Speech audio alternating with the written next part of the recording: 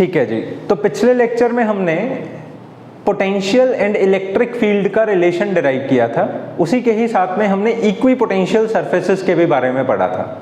अब बेटा equi potential surfaces होती क्या हैं, उनकी प्रॉपर्टीज क्या होती हैं, ये सब कुछ तो आपने समझ लिया। आज की क्लास में हम वेरियस डिफरेंट चार्जेस के कारण इक्वी पोटेंशियल सरफेसेस को बनाकर देखेंगे, मतलब उसका एकदम प्रैक्टिकल फॉर्मेशन देखेंगे। और आज जितनी भी सरफेसेस हम सीखेंगे, इन सभी की सभी सरफेसेस को सुनने के बाद में, इन सभी की सभी सरफेसेस के इक्वी पोटेंशियल्स को जानने के बाद में आपका दिमाग न्यूमेरिकली प्रैक्टिकली पोटेंशियल को सोचने लगेगा। ठीक है, मतलब कोई दिक्कत ही नहीं आने वाली। कभी भी आपसे कोई भी बोलेगा कि इक्वी पोटेंशियल सरफेस क्या, तो आपके दिमाग में ना 3600 बातें चलेंगी। फिर एग्जामिनर उनमें से कोई भी बात पूछ ले, आप उसका करेक्ट आंसर दोगे। ठीक है, तो चलिए शुरू करते हैं। बेटा मान लिया जाए हमारे पास में एक पॉजिटिव चार्ज है। इस पॉजिटिव चार्ज के कारण आपको किसी इक्वी पोटेंशियल सरफेस को ड्रॉ करना है। ठीक है, मान लो मैंने इस पॉजिटिव चार्ज के सामने एक पी पॉइंट को सपोज किया और ये पी पॉइंट इस पॉजिटिव चार्ज से आर डिस्टेंस की दूरी पर है। ठीक है, तो हमने ऑलरेडी पढ़ा था कि अगर ये पॉजिटिव क्यू चार्ज है तो इसके कारण किसी भी पॉइंट पर पोटेंशियल कितना होगा, पोटेंशियल होगा क्यू अपॉन आर। ऑब्वियसली इसके साथ में 1/4 पाई एप्सिलॉन नॉट भी मल्टीप्लाइड होगा। तो पोटेंशियल किसी भी पॉइंट के ऊपर बेटा किसके बराबर होता है, 1/4 pi epsilon naught Q upon R के बराबर होता है। अगर आप इसी आर डिस्टेंस की दूरी पर ऊपर कोई भी पी पॉइंट लेते हो, वहां पर भी पोटेंशियल कितना होगा, V is equal to 1/4 pi epsilon naught Q upon R. यहां पर लेते हो तो यहां पर भी कितना होगा, सेम होगा। नीचे लोगे तो सेम होगा। तो हमने ना अपने दिमाग में एक आइडिया बना लिया कि जब भी कभी भी इक्वी पोटेंशियल सरफेस ड्रॉ करनी होगी तो हम ऐसे बहुत सारे पॉइंट्स को ढूंढेंगे जहां पर पोटेंशियल इक्वल हो। ठीक है, मतलब मैंने एक पॉइंट ढूंढा ये, दूसरा पॉइंट ढूंढा ये, तीसरा पॉइंट ढूंढा ये, चौथा पॉइंट ढूंढा ये। ठीक है, इन सारे के सारे पॉइंट्स को जब हम ऐसे मिला देंगे तो ये जो सरफेस बनेगी ना, ये सरफेस कहलाएगी इक्वी पोटेंशियल सरफेस। ठीक है, बात प्रॉपरली आपके दिमाग में सेटल होगी। इक्वी पोटेंशियल सरफेस ऐसी सरफेस है जिसके हर एक पॉइंट के ऊपर बेटा पोटेंशियल क्या रहेगा, हमेशा सेम रहेगा। अब आपके दिमाग में इस बात को सुनने के बाद में बहुत सारे दूसरे सवाल आने लगेंगे कि सर क्या ये एक ही हो सकती है, क्या हम और नहीं बना सकते इसकी? बिल्कुल बना सकते हैं। मान लो अगर ये क्यू चार्ज है, आपने एक इक्वी पोटेंशियल सरफेस इस प्रकार बनाई, दूसरी इक्वी पोटेंशियल सरफेस आप ऐसे बना सकते हो, तीसरी इक्वी पोटेंशियल सरफेस आप ये बना सकते हो। तो इस प्रकार से आप बहुत सारी इसकी इक्वी पोटेंशियल सरफेसेस बना सकते हो। पर ध्यान रहे, तुम्हारी किसी भी एक सरफेस के ऊपर जितना किसी एक पॉइंट पर पोटेंशियल है, जितना किसी एक पॉइंट पर पोटेंशियल है, दूसरे पॉइंट पर भी उतना ही हो, तीसरे पॉइंट पर भी उतना ही हो, तो आप उस पोटेंशियल सरफेस को इक्वी पोटेंशियल सरफेस बोल सकते हो। ठीक है, इक्वी पोटेंशियल सरफेस के बारे में कुछ और बातें हैं जिनका आपको हमेशा ध्यान रखना है। सबसे पहली बात, जब भी कभी भी आपने जो चार्ज रखा हो उस चार्ज से आप इलेक्ट्रिक फील्ड को ड्रॉ करो। जैसे मैंने इस चार्ज से इलेक्ट्रिक फील्ड को ऐसे ड्रॉ किया,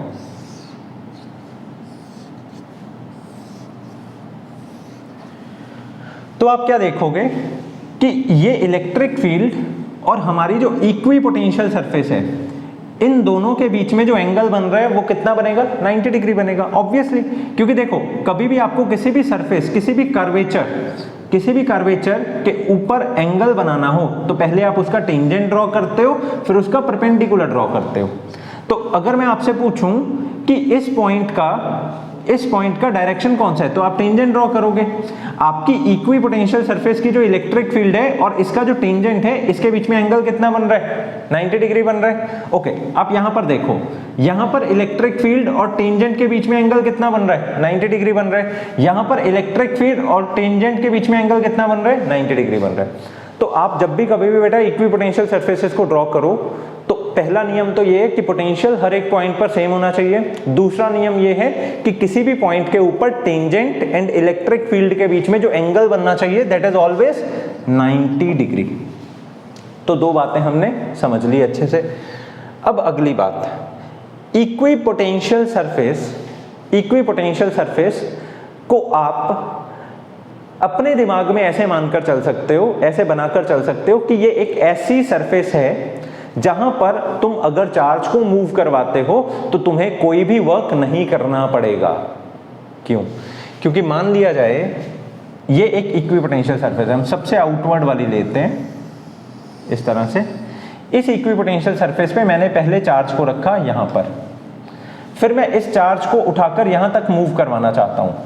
तो अगर आपसे कोई पूछे, मतलब मैं ए से बी तक चार्ज को मूव करवाना चाहता हूं, तो अगर बेटा आपसे कोई पूछे कि कितना वर्क करना पड़ेगा चार्ज को ए से बी तक मूव करवाने के लिए, तो work done on a charge is always equal to जितना पोटेंशियल डिफरेंस आएगा, जितना पोटेंशियल डिफरेंस आएगा मल्टीप्लाई बाय जितना चार्ज है। ठीक है, तो अब आप खुद समझदार हो, ये एक इक्विपोटेंशियल सरफेस है, यहां जितना पोटेंशियल है यहां पर भी उतना ही पोटेंशियल है, तो बेटा पोटेंशियल डिफरेंस कितना है? 0 है। ठीक है, तो हमारा वर्क डन भी कितना आने वाला है? हमारा वर्क डन भी आने वाला है 0। तो इक्विपोटेंशियल सरफेस के बारे में 3 बातें। सबसे पहली बात, पोटेंशियल इज सेम। दूसरी बात, work done is 0 on the surface। तीसरी बात और सबसे इंपॉर्टेंट बात, electric field is always perpendicular to the tangent of the surface.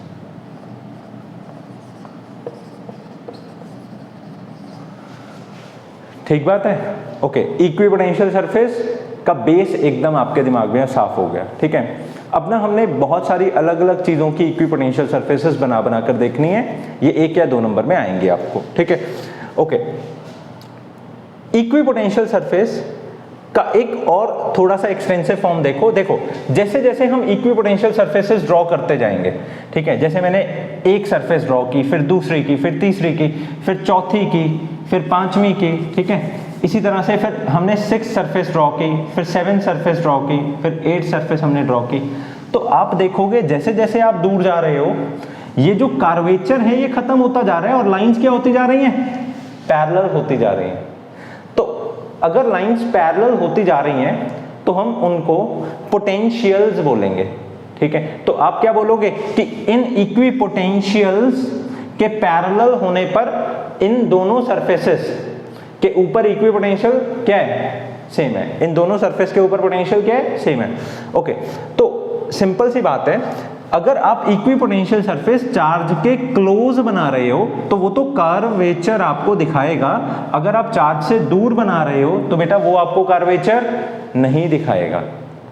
तो मतलब जरूरी नहीं है कि हमेशा इक्विपोटेंशियल सरफेसेस कर्वेचर में ही हो, स्फीयर में ही हो। इक्विपोटेंशियल सरफेसेस पैरेलल लाइंस भी हो सकती हैं।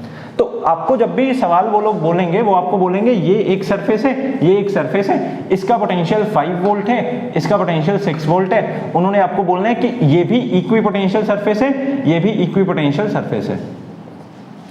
बात समझते हो? तो आपको ऐसा नहीं सोचना कि सर इक्विपोटेंशियल सरफेस तो स्फेरिकल हुआ करती थी, ये इन्होंने कैसी बना दी। ठीक है, ध्यान दो, चाहे इक्विपोटेंशियल सरफेस स्फेरिकल होती है पर अ लॉन्ग डिस्टेंस अपार्ट वो क्या हो जाती है? पैरेलल हो जाती है। ठीक है, क्योंकि बेटा उसका स्फेयर ही कितना बड़ा बनता है? बहुत बड़ा उसका स्फेयर बनता है। अगर उसका स्फेयर बहुत बड़ा बनता है, so for a small line segment it tends to be a straight line.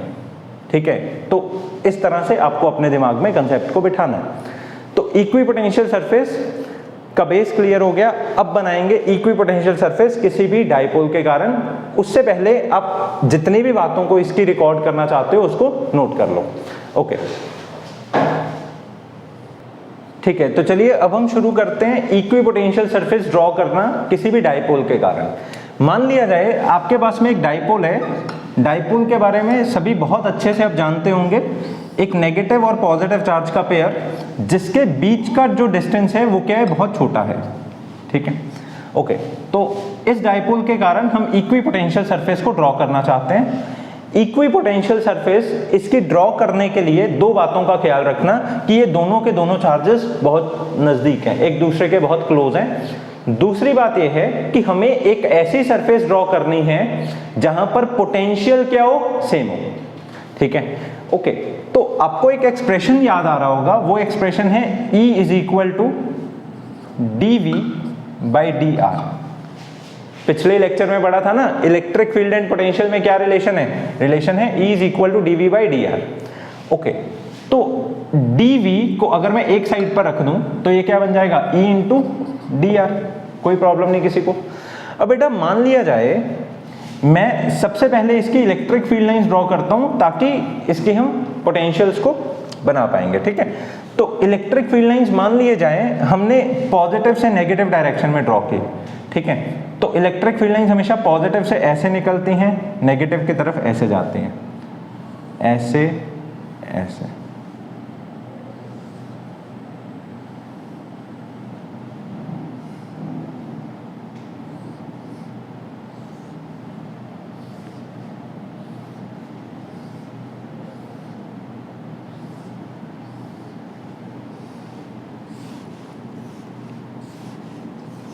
ठीक है, इधर से निकलकर नेगेटिव के अंदर इलेक्ट्रिक फील्ड लाइंस जाया करती हैं।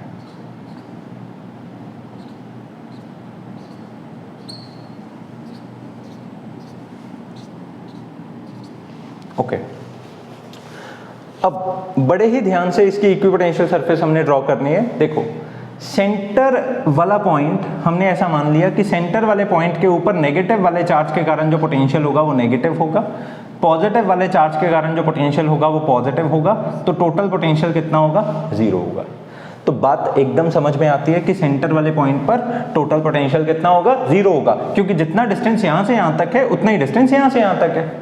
इसी तरह से आप किसी भी इक्विटोरियल लाइन के ऊपर जब आप देखोगे तो आपको बेटा पोटेंशियल कैसा दिखाई पड़ेगा, आपको पोटेंशियल जीरो दिखाई पड़ेगा। ये पिछले लेक्चर में भी मैंने आपको पढ़ाया था, ठीक है। मतलब किसी भी पॉइंट जो कि इक्विटोरियल है उस पर आप अगर पोटेंशियल टेस्ट कर रहे हो ना, तो वो हमेशा क्या मिलेगा, जीरो मिलेगा, क्योंकि पोटेंशियल क्या होती है, एक स्केलर क्वांटिटी होती है और इसका डिस्टेंस क्या आएगा, सेम आएगा, ठीक है।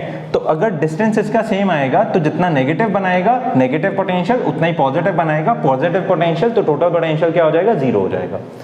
ओके, अब अगली बात, जब आप इन दोनों चार्जेस के बीच में देखते हो तो आपको जो इलेक्ट्रिक फील्ड लाइंस दिखाई पड़ती है ना, वो डेंस दिखाई पड़ते हैं। मतलब आपको ये इलेक्ट्रिक फील्ड लाइंस खुली खुली नहीं दिखाई पड़ती, ठीक है। तो अगर इलेक्ट्रिक फील्ड लाइंस डेंस है तो मतलब इलेक्ट्रिक फील्ड इंटेंसिटी क्या है, ज्यादा है, सही बात है कि नहीं। तो मतलब डिस्टेंस क्या होएगा, कम होगा, क्योंकि पोटेंशियल तो बेटा हमें कितना चाहिए, सेम चाहिए, ठीक है। तो बात एकदम समझ में आती है आपको कि पोटेंशियल हमें क्या चाहिए, सेम चाहिए। तो इलेक्ट्रिक फील्ड ज्यादा होने पर डिस्टेंस अपने आप ही उस सरफेस का क्या हो जाएगा, कम हो जाएगा, ठीक है। तो मेरे कहने का ये मतलब है कि अब अगर सेंटर पर इलेक्ट्रिक फील्ड ज्यादा है तो मैंने क्या किया, पोटेंशियल इसका ड्रॉ करना शुरू किया। तो पहला मैंने इसका पोटेंशियल ड्रॉ किया ऐसे, ठीक है। दूसरा मैंने इसका पोटेंशियल ड्रॉ किया ऐसे, तीसरा मैंने इसका पोटेंशियल ड्रॉ किया ऐसे, चौथा पोटेंशियल ड्रॉ किया ऐसे, पांचवा ड्रॉ किया ऐसे। तो बेटा समझ रहे हो, आप देख रहे हो यहां पर जो पोटेंशियल सरफेसेस हमने बनाई कितनी खुली खुली हैं, और यहां पर जो पोटेंशियल सरफेसेस हमने बनाई वो कितनी टाइट टाइट है। इन पोटेंशियल सरफेसेस के टाइट होने का मतलब क्या है, क्योंकि हमें बेटा पोटेंशियल क्या चाहिए था, सेम चाहिए था। तो अगर पोटेंशियल हमें सेम चाहिए था, यहां इलेक्ट्रिक फील्ड ज्यादा है, तो डिस्टेंस उनके बीच में, डिस्टेंस उन सरफेसेस के बीच में क्या हो गया, अपने आप ही कम हो गया। बाहर इलेक्ट्रिक फील्ड कम है तो डिस्टेंस उन सरफेसेस के बीच में क्या हो गया, डिस्टेंस उन सरफेसेस के बीच में ज्यादा हो गया। अब आपके दिमाग में एक सवाल आता है कि सर सेंटर पे इलेक्ट्रिक फील्ड क्यों ज्यादा है, ये भी जरा बताओ, ठीक है।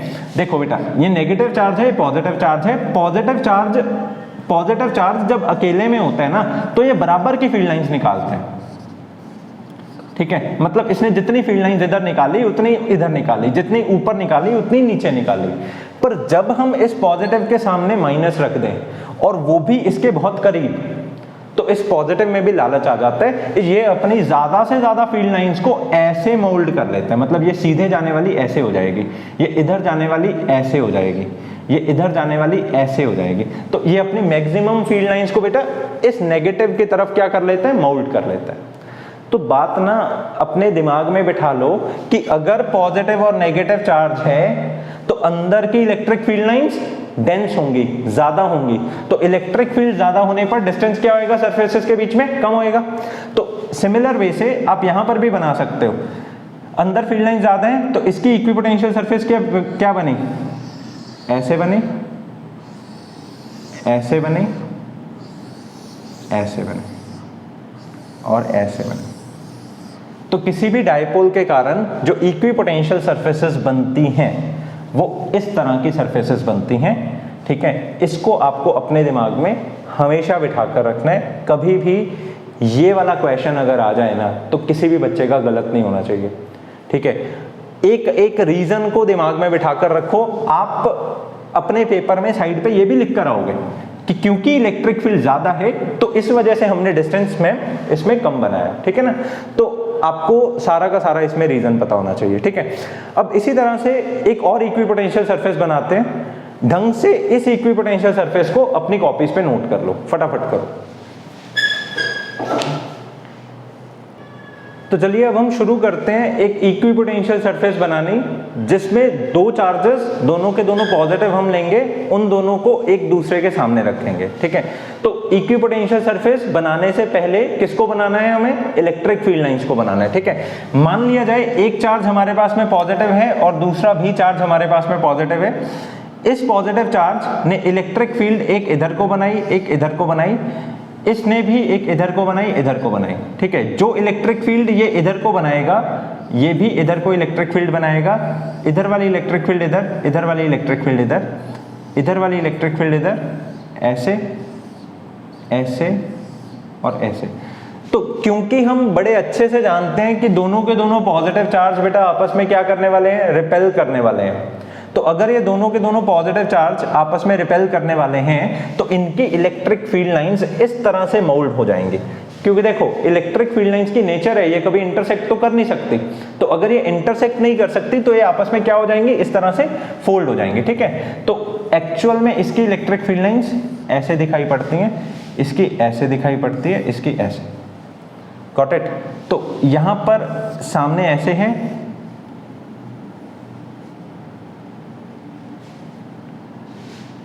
इसके भी सामने ऐसे है, ठीक है। तो इसकी वाली इलेक्ट्रिक फील्ड ऐसे गई, ऐसे गई, ठीक है, ऐसे, ऐसे।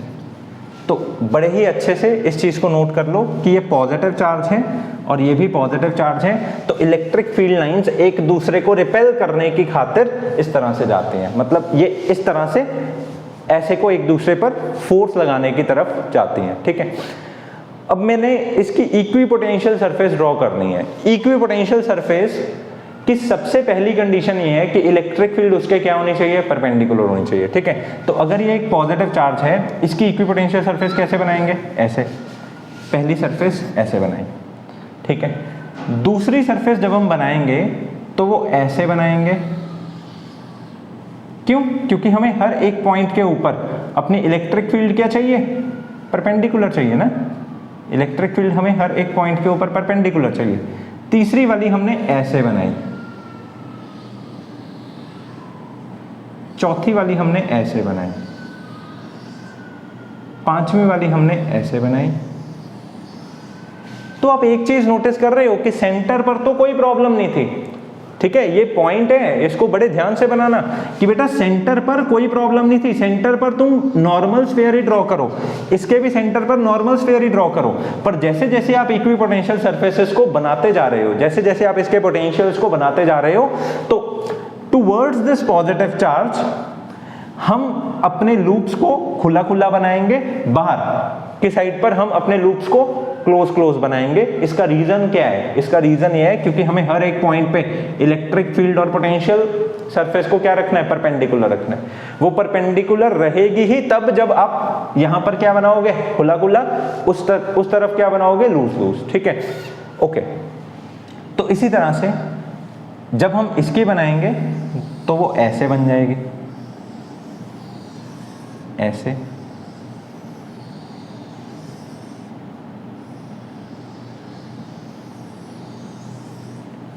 ठीक है। तो यहां ये लास्ट वाली आपको ऐसे लग रही होगी, ठीक ठीक है, यहाँ आप नोटिस कर सकते हो, यहाँ क्लोज क्लोज है, यहाँ खुला खुला है। तो प्रॉपरली इसके डायग्राम को अपने दिमाग में एनालाइज कर लो। इसी के ही साथ में हमने पॉजिटिव चार्ज के कारण भी इक्विपोटेंशियल सरफेस को ड्रॉ कर लिया, डायपोल के कारण भी कर लिया। अब एक और कर लेते हैं फटाफट, which is very easy, that is due to a plane surface. ठीक है, मान लिया जाए हमारे पास में सामने से इलेक्ट्रिक फील्ड लाइन आ रही हैं, ये पैरेलल इलेक्ट्रिक फील्ड लाइन आ रही हैं। जब भी कभी भी आपको पूरे के पूरे पोटेंशियल्स में कहीं पर भी पैरेलल इलेक्ट्रिक फील्ड दिख जाए तो समझ लेना कि सामने कोई हमने चादर रखी है या फिर एक शीट रखी है जहां पर बहुत सारे चार्जेस हैं। तो जब भी कभी भी हम किसी भी शीट के ऊपर बहुत सारे चार्जेस प्लेस कर दें तो उसकी इलेक्ट्रिक फील्ड लाइंस इस तरह से परपेंडिकुलर जाया करती हैं।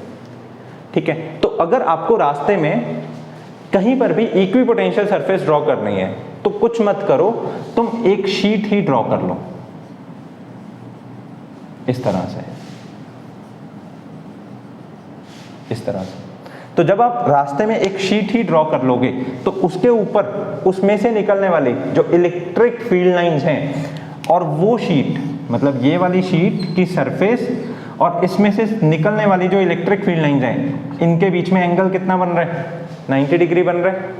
तो इलेक्ट्रिक फील्ड का सरफेस के साथ में एंगल 90 डिग्री बनना जरूरी है। उसी चक्कर में हमने यहाँ पर भी इक्विपोटेंशियल सरफेसेस बनाई हैं, उसी चक्कर में यहाँ पर भी हमारी इक्विपोटेंशियल सरफेसेस क्या बन रही हैं? परपेंडिकुलर बन रही हैं। ठीक है, तो इक्विपोटेंशियल सरफेसेस किसी भी पैरेलल आती हुई इलेक्ट्रिक फील्ड्स के कारण क्या होती हैं? पैरेलल शीट्स की तरह से होती हैं। तो इसी तरह से जितनी भी प्रकार की इक्विपोटेंशियल सरफेसेस होती हैं उनको हमने समझ लिया। एक ना एक सरफेस हर एक पेपर में आपको दिखाई देगी। आज के लिए इतना ही है। अगले लेक्चर से हम कैपेसिटर्स के बारे में सीखना शुरू करेंगे। कैपेसिटर्स इक्वली इंपॉर्टेंट हैं जितना पोटेंशियल्स थे। कैपेसिटर्स के बारे में एकदम डीप से समझेंगे कि ये कैपेसिटर्स बनते कैसे हैं, इनको सीरीज या पैरेलल में लगाकर कितनी कितनी कैपेसिटेंसेस निकलती हैं। ठीक है, आज के लिए इतना ही है। This is all for today. Thank you.